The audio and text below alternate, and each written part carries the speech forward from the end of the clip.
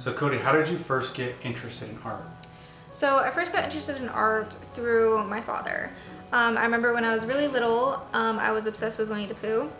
So he created this huge, awesome mural on my bedroom wall, just of like the characters and like the scenes from Winnie the Pooh and stuff like that. So that was like my first kind of like introduction into art. Then I remember when I was a little bit older, he's a postmaster and he made these commemorative stamps. And he made this design for it, and it was a really cool landscape design. It had like a windmill, it had like prairie grass, it had like a little like house and like a little dog in the background. And I just remember thinking about that and being like, wow, like I could never do that. But that's kind of where it all started, because then I would start like doodling and stuff like that. So it was never, we kind of just had like different styles. So he would, do the whole like landscape and stuff like that. And then when I started getting interested in art, my mom showed me more of his actually like little, not paintings, but drawings. And that was really interesting to me. And it was just something that I could connect to my dad with as well. All right, so Kodee, art can be really intimidating because you want it to be like really good right away, right? And so what is something that anybody can do, no matter what, to get started into art if it's something they're interested in? So I would say just doodles. That's how I got started. Just little tiny doodles that just kind of like made me happy, like flowers or cute little animals. And then once I started getting really interested in it, I had family, and my parents bought me a couple of sketchbooks. And so I would just start filling the pages with just random stuff. And then I started really graduating from the doodles to looking at like certain pictures or stuff that I thought was really interesting, and then trying to draw those. I wouldn't like overlap it and sketch it, but I would have it to the side and I would look at it, and then I would try to imitate it. Okay. I would try to imitate it. And so that way it actually really kind of self-taught me a lot about like lines and proportions. So if you have like a line that doesn't kind of match to what you're like looking at, you can kind of figure it out for yourself and see like, oh, is it too long, is it too wide, is it too curved? Then you can kind of like match that and have it proportional and realistic to what you're drawing and what's like coming out of your freehand. So instead of just hitting the ground running, I kind of taught myself like about those aspects of art first. And then of course, getting into middle school and high school and getting those specific art classes and, actually learning those techniques, which you don't really think about really as like, techniques, but techniques actually can like really help you. Some, might be a little bit boring, like lines or shading, and a little bit more interesting like colors and stuff like that.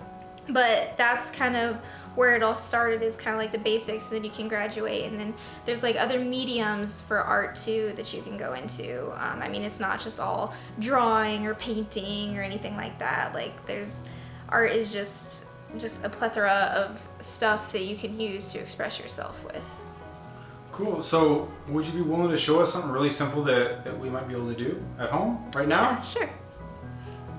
Okay, so this is something that I'm just going to show you guys how to draw. I'm just a little like doodle, it's how I got started. It doesn't have to be great, it just has to be, a start.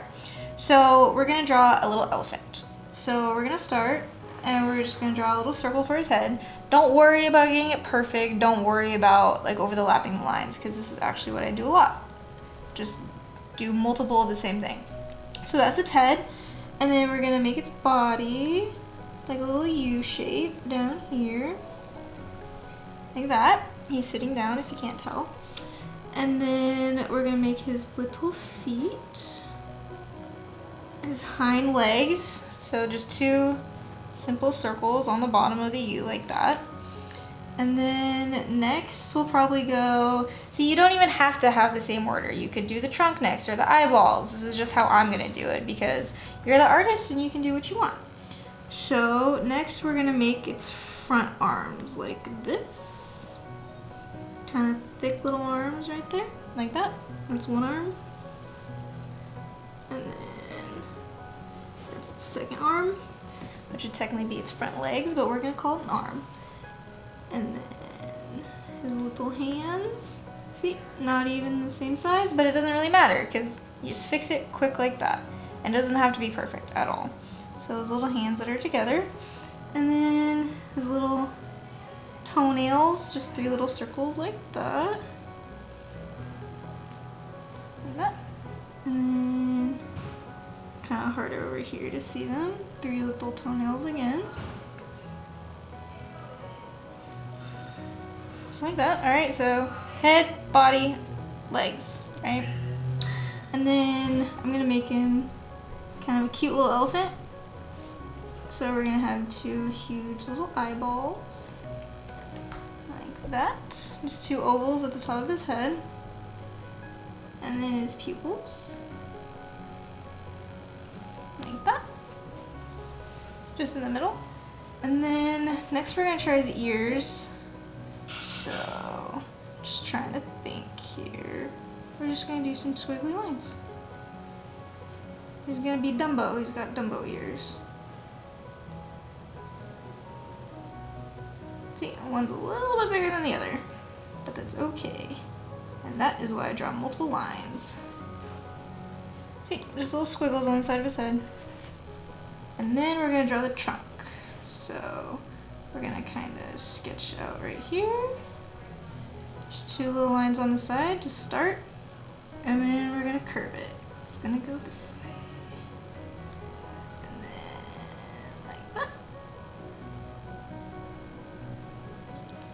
And then a little circle for his opening. Just like that. And obviously, can't erase pen lines, but there you go. Got a little elephant. Cute little elephant. You can even be holding a flower if he wants. There you go.